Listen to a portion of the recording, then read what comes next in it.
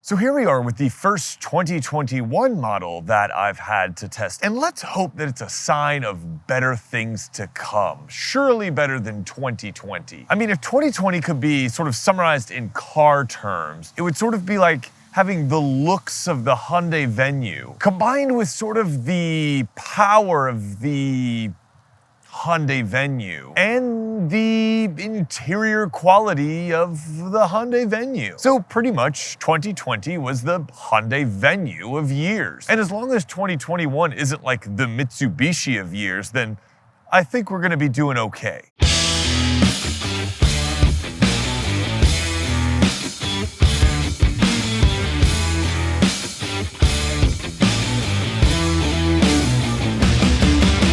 What's going on, everyone? Jax here, and today I have the 2021 Chevy Trailblazer.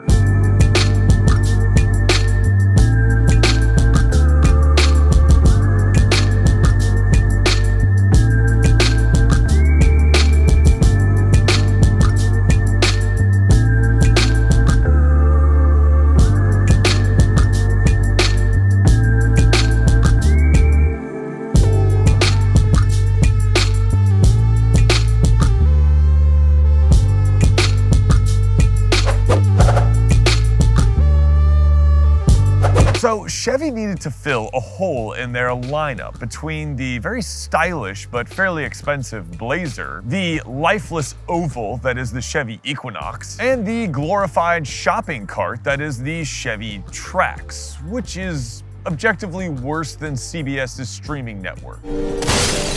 Chevy came to the shocking revelation that if they scaled down the Blazer's admittedly handsome bodywork, brought back the Trailblazer name, because let's be honest, names don't really mean anything anymore, and gave it an optional two-tone paint job with a contrasting roof, people might actually be interested. And you know what? They were right. The Trailblazer looks quite good in this spec, and it even sort of conjures up comparisons to vehicles like Volvo's highly stylish XC40. No, that's not an exaggeration. Just look at it. It's a decently handsome small crossover. Sure, this Activ model, spelled without the E because of course it is, has all the styling bells and whistles, which certainly helps. But even sort of standard model Trailblazers look pretty good, especially when compared to other vehicles in the class. They're certainly not terrible to look at, much in the same way that a box of Cinnamon Toast Crunch isn't really terrible to look at. That doesn't make sense. I especially like this model's pearlescent white paint combined with its sort of bronzish accents, which carry into the interior and they surround the vents. I think that's a really nice touch. It somehow manages to look kind of formidable despite its small size. And it's certainly a lot better looking than something like the Hyundai Venue or the Mitsubishi, all of them. I know the stylistic bar for this class isn't high, but the Trailblazer certainly clears it and then some.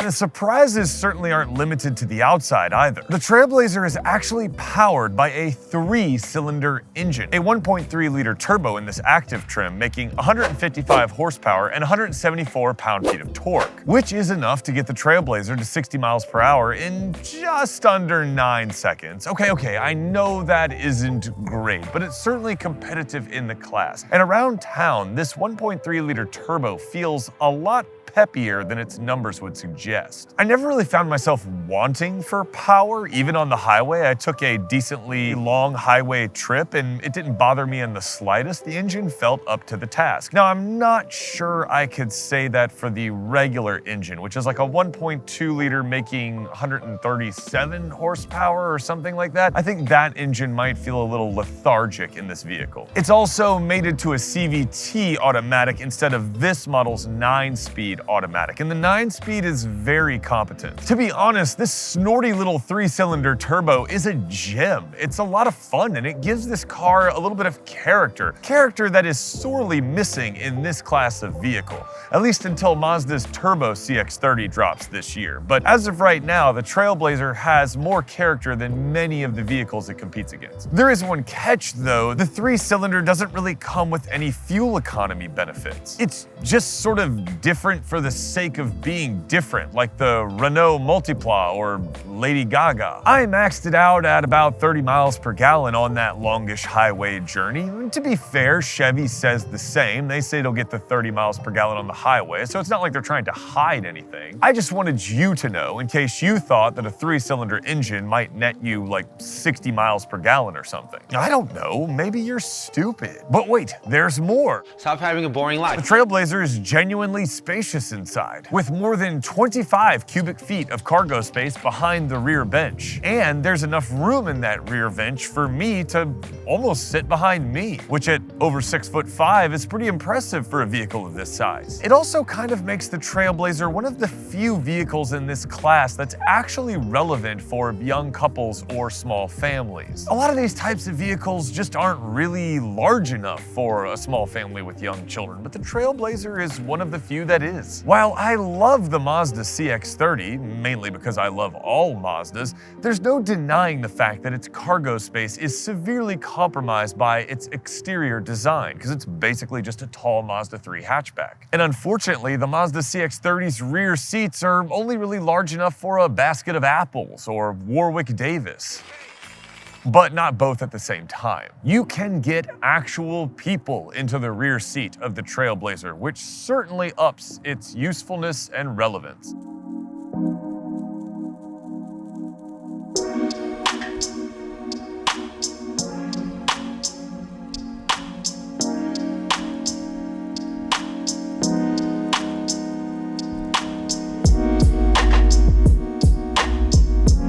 In addition to all that space, you get a pretty nice interior with extremely comfortable leather trimmed seats, loads of headroom, and a very satisfyingly shaped steering wheel. Seriously, Chevy, I'm digging your recent wheels here. Keep up the good work. The plastics and overall material quality is about mid-pack in the class. It's competitive with most of the other vehicles, like the Kia Soul, but it definitely falls behind vehicles like the Mazda CX-30. And in the interest of fairness, since I roasted the Hyundai Venue for not having padded armrests, to be fair, neither does the Trailblazer. However, the plastic in those regions, those touch points, is far more malleable than it was in the Venue, so it's not quite as offensive. We'll say the Trailblazer has soft plastic where the Venue had hatred plastic. This particular Trailblazer is also equipped with the technology package, which includes such features as wireless charging, Bose audio, which sounds pretty good. I'm not an audiophile, but it's not bad.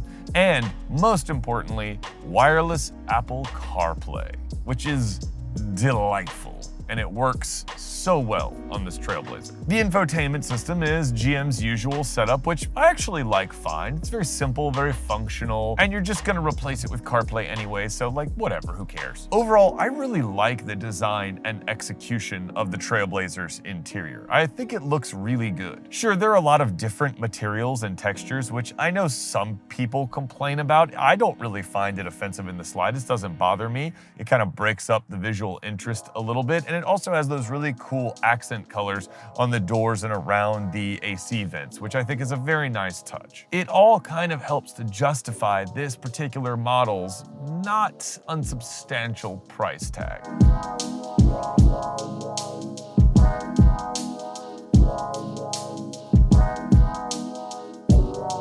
All right, so here we are behind the wheel of the Chevy Trailblazer, and right off the bat, the first thing that you should notice is that I've got a lot of space in this car. The driving position is very nice. It's excellent for someone my height. In fact, I have a wealth of headroom here. I don't have the seat in the lowest position. I'd say it's probably about halfway up, and for someone my size, this is a very roomy little vehicle, that's for sure. And as you've already probably seen at this point, it's not just in the front either, it's in the back seat as well. So I'm turning onto the handling road in the Trailblazer, and the Trailblazer is surprisingly competent. I've already had it down the handling road.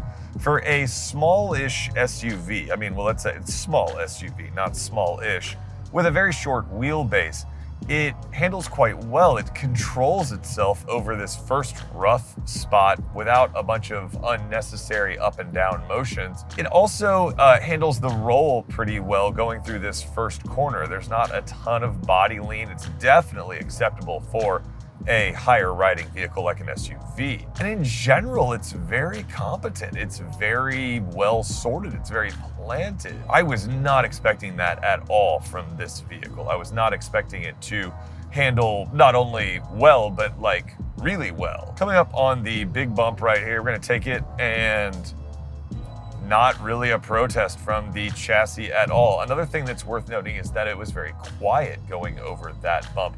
There is a fair amount of wind noise and there is a fair amount of engine noise. The little Turbo 3 makes kind of a racket. It's sort of endearing, but you might get tired of it. But there's not as much tire noise driving around town. On the highway a little bit.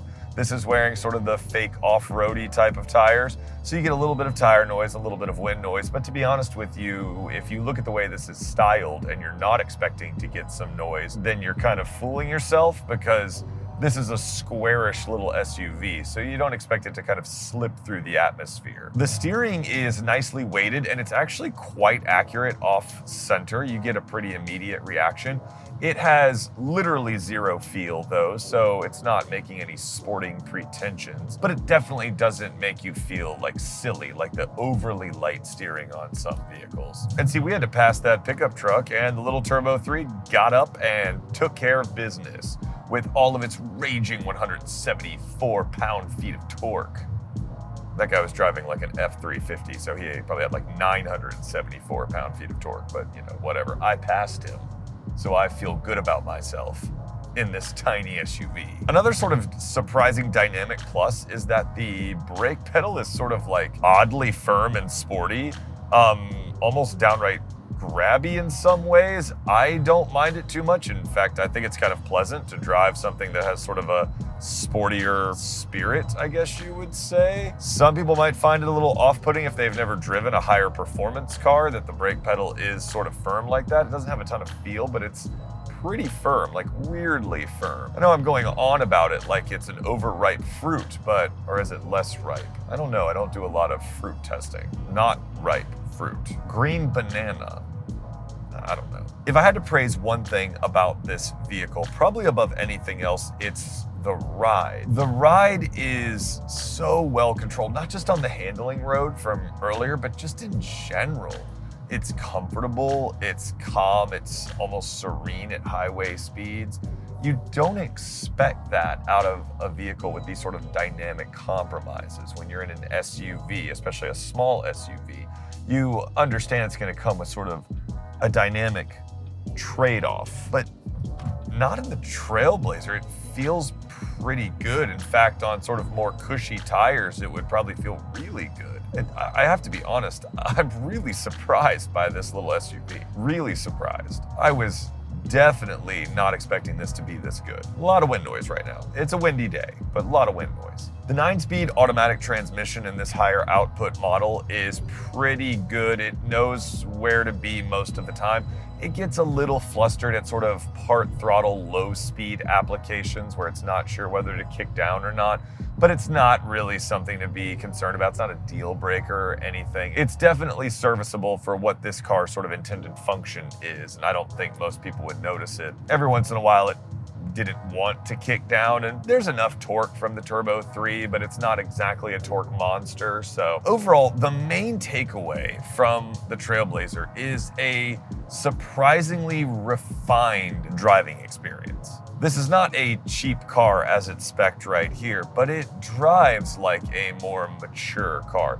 It doesn't necessarily have the fluidity of something like the Mazda CX-30, but it definitely is at the top of the class, and it's in a much more usable package, as I mentioned, than the Mazda CX-30. I can also attest to the fact that this car is comfortable over longer distances. I had to make a little emergency Christmas present run that required me to drive from Atlanta to Augusta, Georgia, and back, which is about a 2-hour trip each way. So I spent over 4 hours with the Trailblazer that morning, not exactly by choice, but it was my bad, so I've got no one to blame but myself. And the Trailblazer was very pleasant. I mean, if you don't know, the drive from Atlanta to Augusta is basically 2 hours on a dead flat, straight interstate.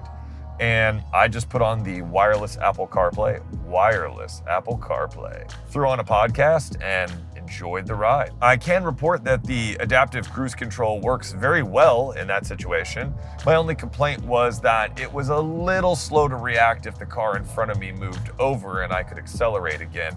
It would take a little bit of a second, little hesitation, which didn't bother me as much as, you worry about the people coming up behind you. The nice thing about a vehicle like this handling so competently is that it made me immediately think that this was the kind of car that I would want Ella to drive when she turns 16. It's not sporty, but you can trust it to do what it needs to do. You can trust it to handle well. It's got enough power to get out of its own way. It's just all around a really well thought out vehicle.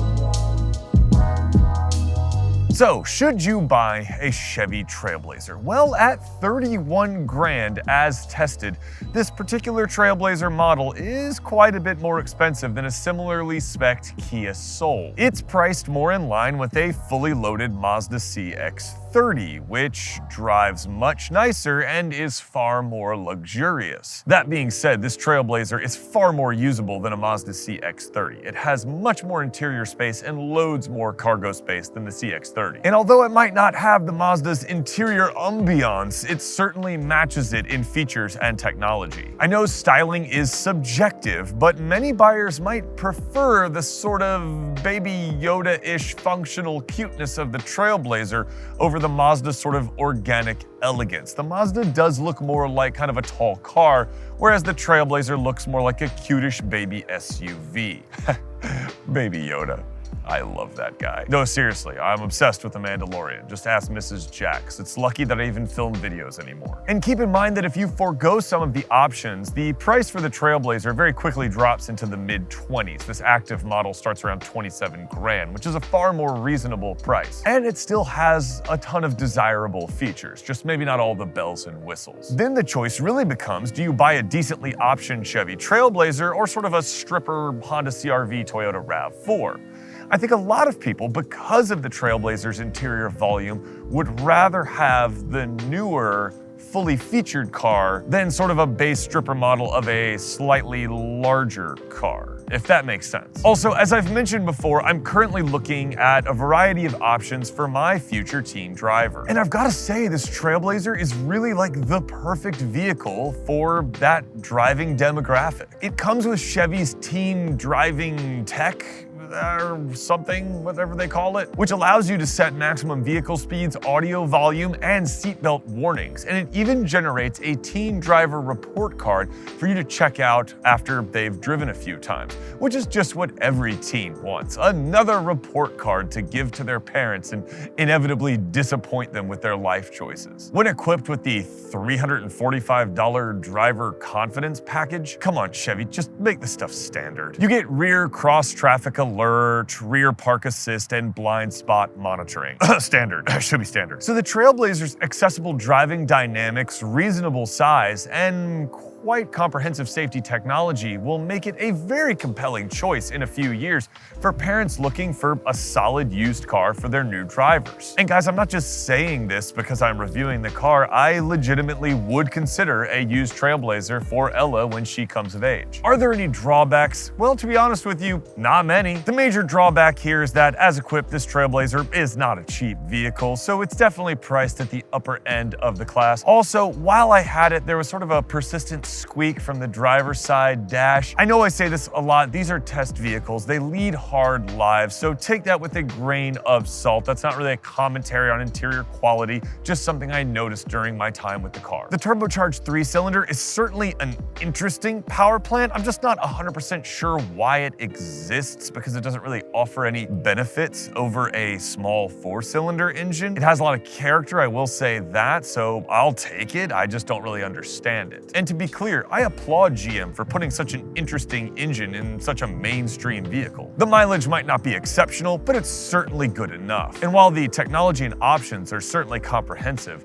there's not really any style to their presentation. I know we're in an affordable class of vehicle, but sort of digital gauge clusters and things like that are becoming more commonplace, and the Trailblazer has sort of boring kind of economy car looking gauges. They're very legible, very clear, but there's no real style or substance to them. But you know, as a lifelong GM fan who has sort of seen the various brands through some pretty awful missteps in my 41-year lifespan, it kind of makes me happy to see the General producing a very quality vehicle in a highly competitive class. This Trailblazer is a solid package, one that combines good looks, excellent driving dynamics, and a ton of features in a vehicle that many consumers will find extremely appealing. And when they've eventually grown out of it, Chevy has an even better looking, larger vehicle just waiting on dealer lots for them. Guys, thanks so much for watching. I hope you enjoyed this video over a class of vehicles that's becoming increasingly popular.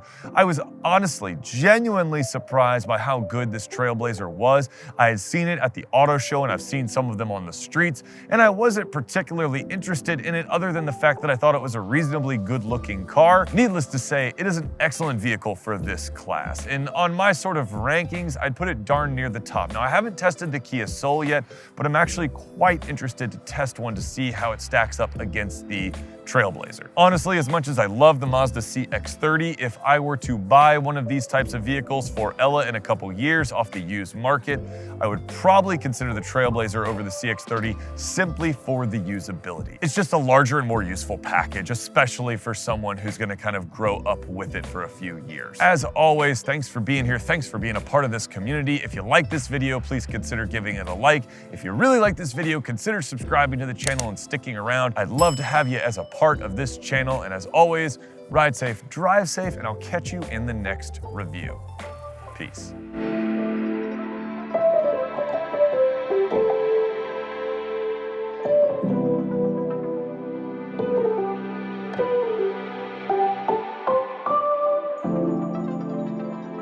Oh, the wind, bane of my existence. It is really cold right now. It's like probably high 30s. No, it doesn't look it, but it's cold. Oh my God, it could not be more annoying to film out here. Why'd I just, what? Oh my God. Unsubscribe, everyone. Hold on, let me slow down for this moving truck that pulled out right in front of me. It's definitely serviceable for what this car isn't. Wow, nice fart can on your Mustang. Little behind the scenes knowledge, we're on the handling road again because I'm just driving in circles. Movie magic right here.